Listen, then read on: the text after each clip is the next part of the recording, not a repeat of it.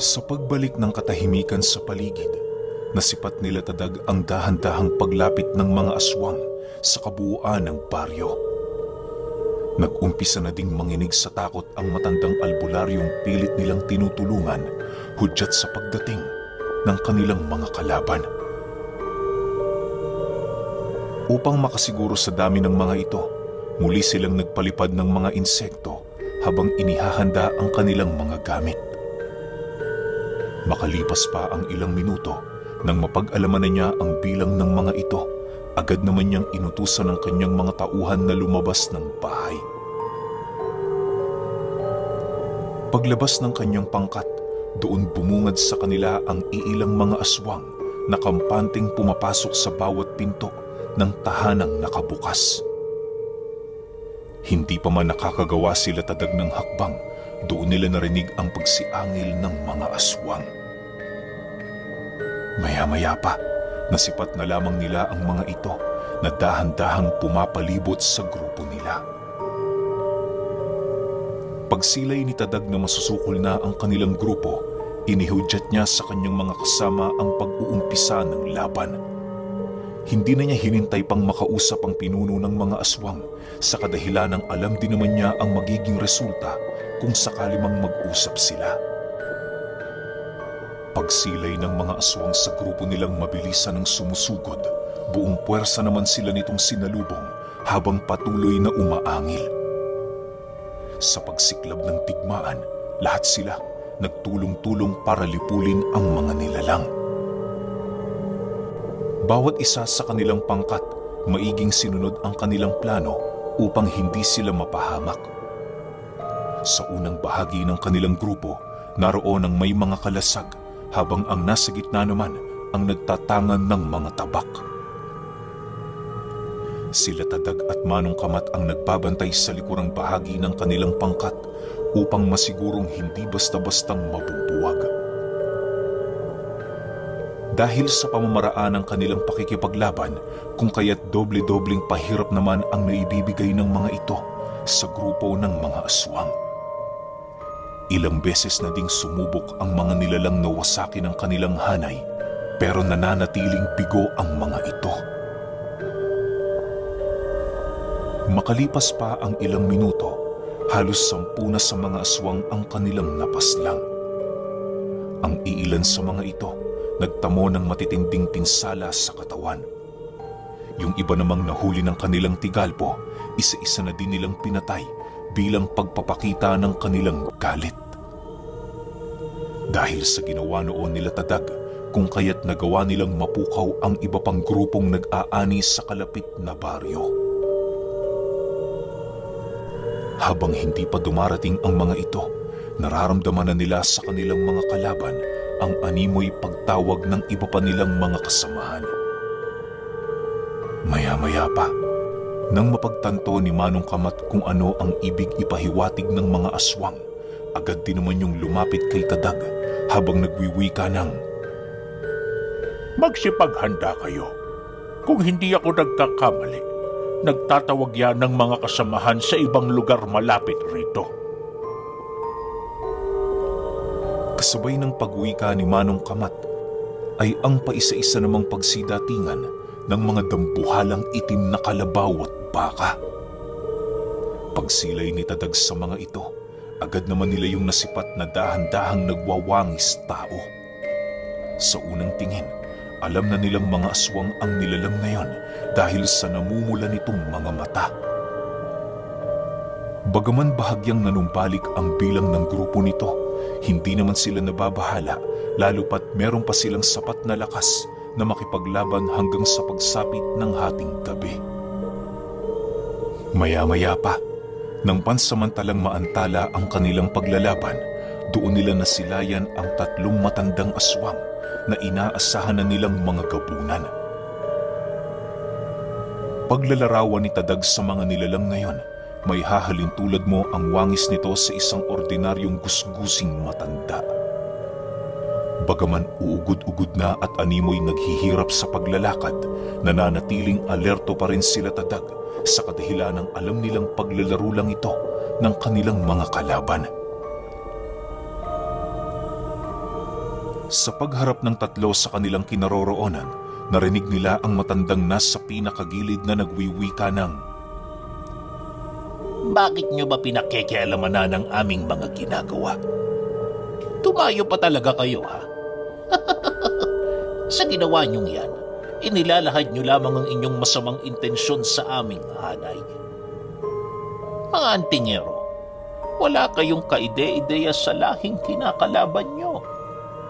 Higit pa sa inyong nalalaman ang aming pagkakakilanlan. Dahil sa ginawa nyong ito, ipagbibigay alam namin sa diwata ng kamatayan ang inyong kapangahasan.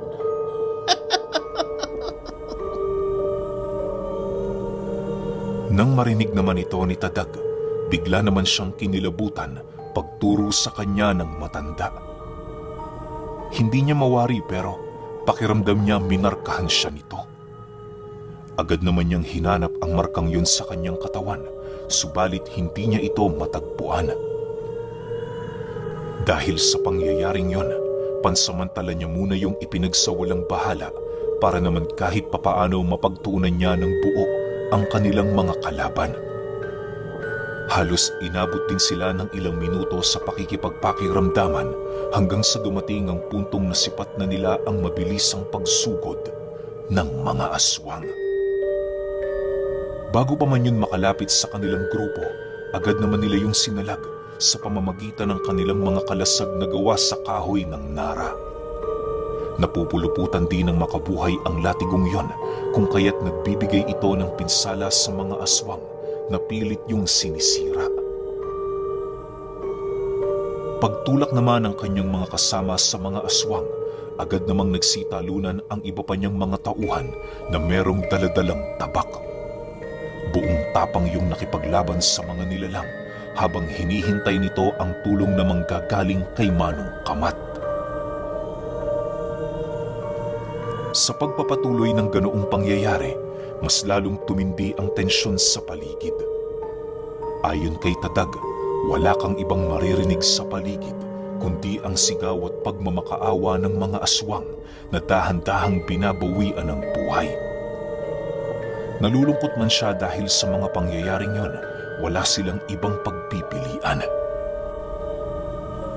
Makalipas pa ang ilang oras, kalahati na sa hanay ng mga aswang ang nagdulot ng matinding pinsala. Karamihan dito ay patay dahil sa tindi ng pag-atake ng kanyang mga kasama. Hindi naman niya pinagsisihan ang bagay na yon dahil bago pa man nila isagawa ang plano, inaasahan na nila ito. Maya-maya pa, nang masipat ni Tadag na dahan-dahan ang gumagalaw ang tatlong gabunan, agad naman niyang inabisuhan si Manong Kamat na sumama sa kanya. Pansamantala muna nilang iniwan ang kanyang mga tauhan upang pilit ilayo ang tatlo sa lugar ng digmaan. Alam nilang magiging perwisyo ito kung sakali mang hahayaan nila yung magwala sa lugar na kinaroroonan ng kanilang mga kasama. Nang masipat ni Tadag ang pagsugod ng tatlong matanda, agad naman niya yung pinalayo gamit-gamit ang mga buhay na salita. Dahil dito, napilitang umatras ang tatlo hanggang sa hindi maglaon napansin nilang ilang metro na ang kanilang layo sa grupo. Nang maramdaman ni Tadag na tatlo laban sa kanilang dalawa na lamang ang labanan, doon na niya itinigil ang pagtataboy sa mga nilalang. Akala mo ba porket nailayo mo kami gamit ang mga buhay na salita ay nangingibabaw ka na? Nagkakamali ka. Isa ka lang ordinaryong tao. At kahit kailan hindi na yan magbabago. Wika ng isang gabunan habang nagpapalit ito ng anyo. Pag-itim ng mga balat nito, bigla naman yung sumugod kay Tadag na kasalukuyang nakahawak sa latigo habang kalmadong pinagmamasdan ng tatlo. Nang masipat naman niya ang kamay ng gabunang papalapit sa kanyang leeg, agad naman niya yung hinawakan. Pagdiin ni Tadag ng kanyang puwersa sa kamay nito, laking gulat na lamang ng gabunan nang masipat niya ang kanyang brasong dahan-dahang bumabalik sa ordinaryo nitong estado. Pagsilay sa kanya ni Tadag, doon niya naramdaman ang kilabot na minsan sa buong buhay niya, hindi niya inaakalang maibibigay sa kanya ng ordinaryong tao. Bagaman bakas sa pagmumukha ng matanda ang labis na takot at pagkabahala, nanatili pa rin yung porsigido na makipaglaban sa kanya. Subalit pagsilay nito sa punyal na unti-unting inilalabas ni Tadag, mas lalo pa yung nagpumilit kumawala mula sa kanyang pagkakahawak. Para bang wala na yung hangad, kundi ang makatakas. Dahil sa pangyayaring yon, mas lalong hinigpitan ni Tadag ang lakas ng kanyang mga bisig upang makasigurong hindi na yun makakawala. Pagsilay naman ng dalawa pa nitong kasama sa kanyang ginawa, dali-dali naman yung sumugod sa kanya para tumulong. Ngunit hindi pa man ito nakakalapit, nagawa na yung maharang ni Manong Kamat. Inabisuhan ito ng matandang albularyo na kaharapin muna siya bago nila tuluyang matulungan ang kanilang kasama. Nang marinig naman yon ng dalawang gabunan, umangi lang naman ito habang buong puwersang sinusugod ang matandang albularyo. Pagsilay naman doon ni Tadag, dali-dali naman niyang ibinalik ang kanyang paningin sa nahuli niyang gabunan habang nagsasabi ng, "Maswerte ka, ikaw ang unang nakalasap ng kakayahan kong ito.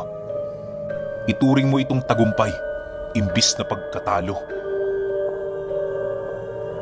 Kasabay ng pag-uwi ni Tadag ay ang pag-utos naman niya sa bertud ng matanda na wasakin ang sarili nitong anyo. Matapos niya yung utusan, bigla na lamang napadilat ang mga mata ng gabunan habang dahan-dahang lumiliyad. Pagramdam ni Tadag na nangingisay na ito, agad naman niya yung binitawan habang patuloy na pinagmamasdan. Hindi naglaon, bigla na lamang tumigil ang katawan ng nilalang na yon, hudyat ng tuluyan na nitong pagpapakamatay.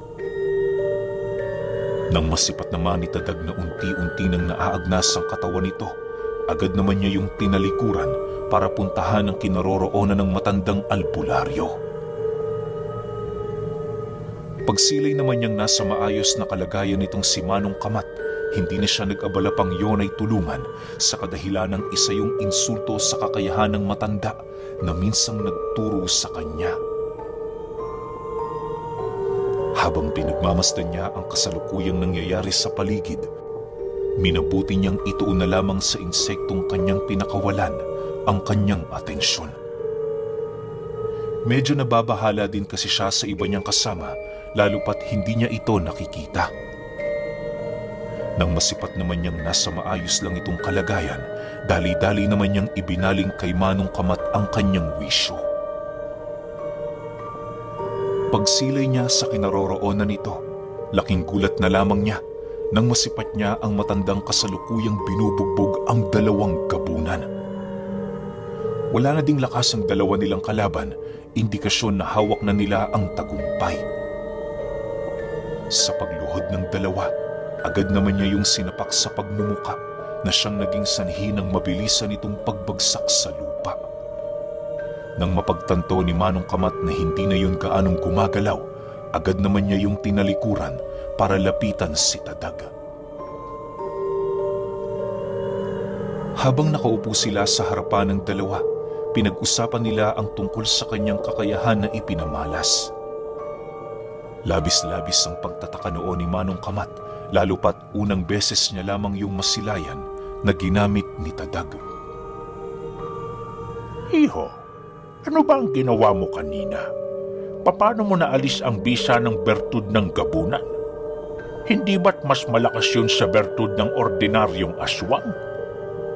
Nagtatakang tanong ni Manong Kamat sa kanya. Nang marinig naman yon ni Tadag, napabuntong hininga na lamang siya habang maiging pinag-iisipan ang kanyang sagot sa matanda. Maya-maya pa, pagsilay niya sa mga mata nito, may hinahon naman niyang inilahad dito ang tungkol sa kanyang abilidad. Wala ho yun, Manong Kamat. Isa lang ho yun sa mga abilidad na iginawad sa akin ng kaptan. Sa pagkakaalam ko, yon ay bisa ng espada ng Arkanghel. Seryosong sagot naman ni Tadag sa matanda.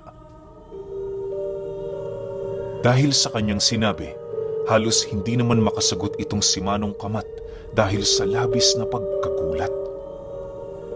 Marami yung nalalaman ukol sa kakayahan ng Arkanghel pero nananatiling salat ang karunungan nito pagdating sa armas ng Arkanghel mismo.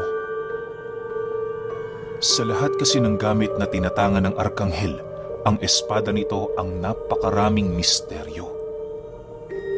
Marami na ang nagtangkang tumuklas ng karunungan sa likod nito, ngunit lahat sila nanatiling bigo. Ang iba hindi na nagawang makabalik matapos nitong sumaliksik sa pinakamalalim na bahagi ng karunungang yon. Ayon kay Manong Kamat, isa yon sa pinakanakakakilabot na parusa ng isang antingero. Isipin ninyo, buhay pa ang katawang lupa nyo pero nawawala ang inyong wisyo. Walang kahit anong karunungan ang makapagbabalik ng kaluluwa nito sapagkat ang may kontrol lang sa ganoong sitwasyon ay ang wisyo ng katawang na biktima. Dagdag pa ni Manong Kamat na sa buong buhay niya, 3 antingero lamang ang nakita niyang nalagay sa ganoong sitwasyon. Sa kasamaang palad, biktima ang mga ito ng pagtuklas sa karunungan ng espada ng Arkanghel. Saksing buhay din noon si Manong Kamat kung hanggang ilang araw lamang ang itinatagal ng katawan nito na wala ng kaluluwa. Nasa paniniwala ng albularyo na ang isang katawang walang kaluluwa kinakailangang mailigpit makalipas ang 3 araw. Kapag hindi nila yun nagawa, iba't ibang uri ng nilalang ang magpupumilit pumasok sa katawang yon. Doon ito maninirahan hanggang sa magtanga na ng kasamaan ng katawan ng antingero. Napakamapanganib nito, lalo pat ang lahat ng tinatangan nitong mutya ay paniguradong mapapanig sa kaliwa. Yung isa sa mga nakilala kong nawala ng wisyo, isang batang tumandang naging antingero. Nasa katawan nito ang dugo ng mga dalubhasa, ngunit sa murang edad, nilunod ng diwata ang kanyang kaluluwa sa pamamagitan ng pagpain sa karunungan ng Arkanghel. Wika ni Manong Kamat. Dagdag pa nito, kaya niya nalaman ang tungkol sa bagay na yon, gawa ng siya mismo, personal na nakilala ang ermitanyong gumamot dito. Hindi naman talaga ermitanyo ang taong yon, subalit dahil sa kabiguan nito na magamot ang batang yon, nagdesisyon niyong manirahan sa bundok, malayo sa mga sibilisasyon. Ilang dekada din niyong nagtago hanggang sa muli niyang nakaharap ang batang naging antingero. Alam niyo ba, hindi mga demonyo ang sumapi sa katawan nito, bagkus ay isang diwata. Diwata na nagtatangan ng libu-libong kaluluwa ng mga engkanto. Nang maabot na sa suktulan ng limitasyon ng katawang yon, doon na lumitaw ang kakaiba nitong karamdaman. Dahil sa wala nang mahanap na manggagamot ang pamilya, nagpatulong yon sa isa ding manggagamot na kakausbong pa lamang. Nagkataon namang disipulo ito ng antingero, kung kaya't hindi naglaon muli na namang nagkaharap ang kanilang mga landas. Sa puntong yon, napilitang gumamit ng aral ng kaliwa ang ermitanyo para lamang magapi ang diwata. Matapos niya yung mapaslang, napag-alaman nilang matagal ng panahon na wala yung kaluluwang tinatangan. Matapos itong mailahad ni Manong Kamat sa kanya, pansamantalang lumakbay ang kanyang wisyo sa kawalan. Pagbalik ng kanyang ulirat, doon niya nasilayan ang matandang tulalang nakatitig na parabang meron itong malalim na iniisip. Nang mapagtanto nilang unti-unti nang bumalik ang katahimikan sa lugar, nagpasya silang puntahan ang kinaroroonan ng kanyang mga tauhan. Pagdating nila roon, bumungad ang mga ito sa kanilang kasalukuyang nagpapahinga sa harapan ng tumpok ng mga bangkay ng aswang. Hindi na sila nag-abala pang ilibing ang mga ito, gawa ng inaasahan naman nilang mawawala yon sa pagsapit ng umaga. Maya-maya pa, nagdesisyon na din silang bumalik sa bahay ng matanda para magpahinga.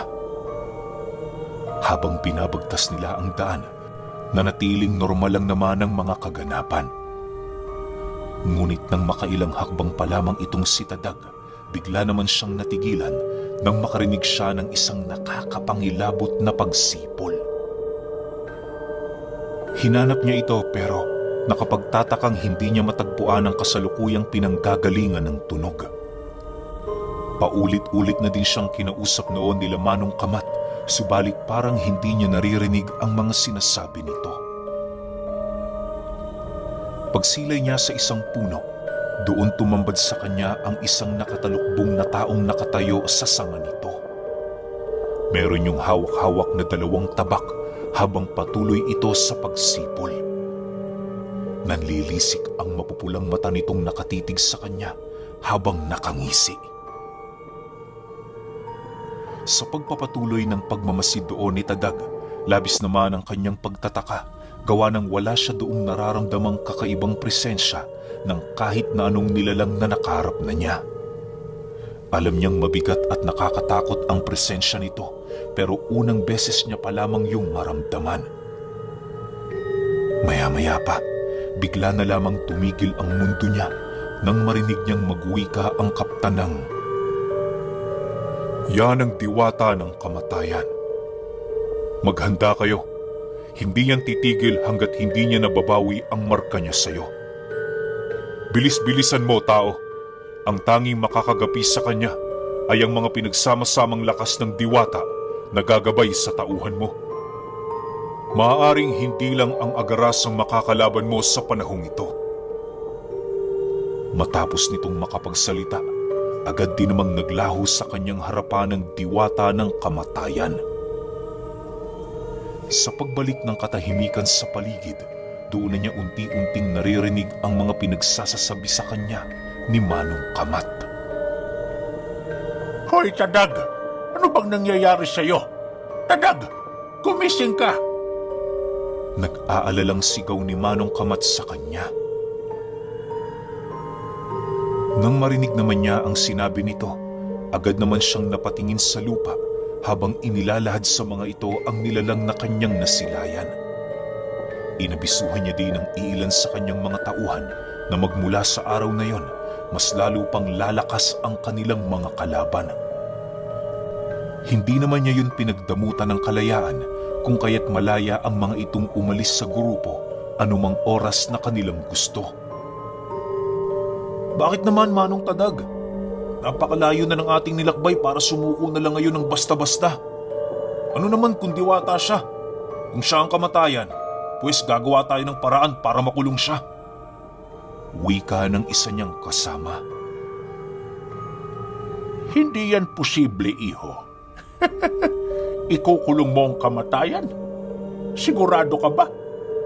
Sagot naman dito ni Manong Kamat. Habang nagdidiskusyon ng dalawa, nanatili lang namang tahimik itong si Tadag. Maigi niyang pinag-iisipan ang kanyang gagawin, lalo pat hindi na biro ang kinakaharap nilang sitwasyon. Alam din niyang hindi lang araw, buwan at taon ang bibilangin ng nilalang na yon para lamang mapasuko ang kanyang kaluluwa. Lumipas pa ang mga araw. Walang ibang ginawa ang kanilang pangkat kundi ang lipulin ang mga aswang na gumagapas sa mga baryong kanilang dinaraanan. Pagkaraan ng 1 buwan, nanumbalik ang katahimikan sa kanilang lugar na siya namang ikinatuwa ng mga taong merong kaalaman pagdating sa lihim na karunungan. Nang mapagtanto nila Tadag na medyo mapayapa na ang paligid, nagpasya silang ituon ang kanilang mga atensyon sa pagtatanim ng mga kopra at iba pang halamang mapapakinabangan nila. Doon na din tumira si Manong Kamat sa lupain niya para naman kahit papaano, araw-araw silang magkausap at magkasama. Ang iilan naman sa tauhan niyang wala pang pamilya, nagdesisyon ding doon na manirahan gawa ng hindi na din kaibigan ang turing ng mga ito sa kanya. Lumipas pa ang 2 taon. namuhay ng payapa ang pangkat ni Tadag. Kahit may mga pagkakataong napapalaban sila, hindi naman nila yun kaanong binibigyan ng pansin, lalo pat mga ligaw na aswang lamang ang kanilang mga nakakasagupa. Mas binibigyan din ng interes ni Tadag ang pag-aani kesa pagpuksa sa mga nilalang na naliligaw sa kanyang lupain. Bale, ibinigay na niya ang trabahong yun sa kanyang mga tauhan, lalo pat abala din siya sa pag-aayos at paghahanda ng ritual para maisakatuparan ng kanyang hangarin sa pangkat.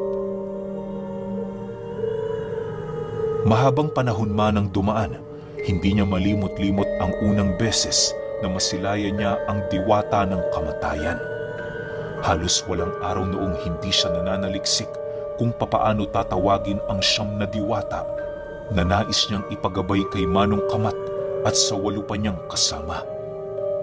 Sa tulong ng kaptan, naging klaro para kay Tadag ang mga hakbang sa paggamit ng kanyang minimithing pangarap.